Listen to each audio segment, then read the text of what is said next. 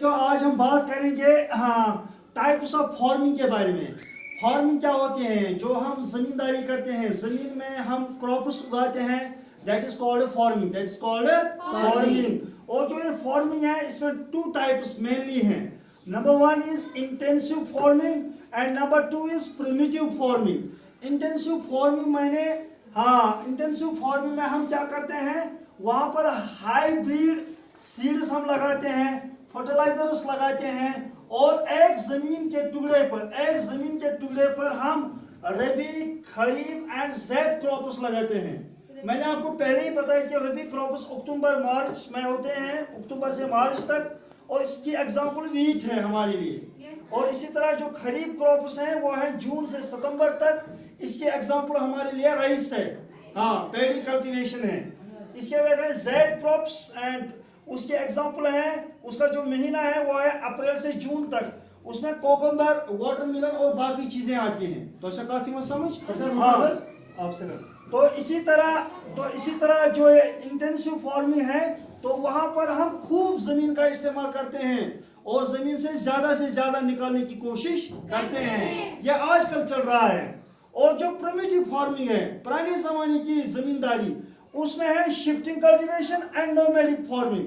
Shifting cultivation हुआ, अगर ये है for example this is the map of any state, यहाँ पर कुछ लोग आते हैं यहाँ से माइग्रेशन करके, तो यहाँ पर एग्रीकल्चर करते हैं, फिर इस एरिया को वो छोड़ते हैं 3 महीनों के लिए, 4 महीनों के लिए, और जाते हैं यहाँ because of climatic conditions, because of geographical factors. जब यहाँ पर ज्यादा सर्दी होती है तो यहाँ भागते हैं, तो यहाँ पर कल्टीवेशन करते हैं। जब यहाँ पर ज्यादा गर्मी होती है तो यहाँ चले जाते हैं। तो या तो फिर मेज की कल्टीवेशन करते हैं या पल्सेस की कल्टीवेशन करते हैं, तो यहाँ पर करते हैं, फिर इस एरिया को छोड़ते हैं, यहाँ करते हैं, फिर इस एरिया को छोड़ते हैं तो यहाँ करते हैं। इसको कहते हैं शिफ्टिंग कल्टीवेशन। क्या कहते हैं? इसके बाद है इसी का एक type, that is nomadic farming. Nomadic farming में जो हमारे नोमैडिक पीपल हैं, जो एक जगह से जाते हैं दूसरी जगह, यही जो शिफ्टिंग कल्टीवेशन करते हैं, उसमें वो नोमैडिक फार्मिंग करते हैं।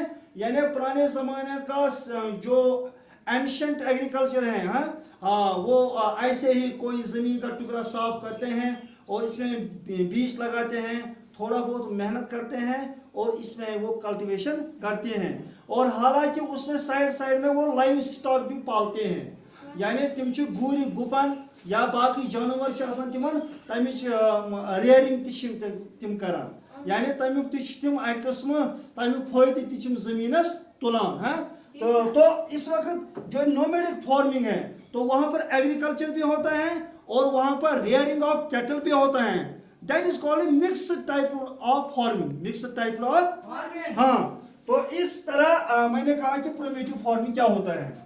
और एक चीज आप याद रखेंगे इस एग्रीकल्चर के बारे में, ये आता है, ये सब कुछ आता है हमारे प्राइमरी सेक्टर में। प्राइमरी सेक्टर में आता है फॉर एग्जांपल हमारा राइस कल्टीवेशन आएगा, कॉटन कल्टीवेशन आएगा, एटसेट्रा आएगा। और जो दूसरा सेक्टर है इकोनॉमिक्स में आता है, ये इंपॉर्टेंट टॉपिक है, that is territory sector. Territory sector में आता है ट्रांसपोर्टेशन, मनी आता है, बाकी चीजें आती हैं। तो इस राइस को हमें ट्रांसपोर्ट करना है फैक्ट्री में, या इस कॉटन को हमें ट्रांसपोर्ट करना है लैंड से टू फैक्ट्री, तो वहां पर आएगा फिर सेकेंडरी सेक्टर। सेकेंडरी सेक्टर में हम चीजें बनाते हैं, क्लोथ बनाते हैं, बिस्कुट बनाते हैं, इन चीजों का, तो ओवरऑल वहां पर प्रोडक्ट्स बनते हैं, फिर वही मार्केट में जाते हैं, तो इस तरह ट्रेड वजूद में आता है।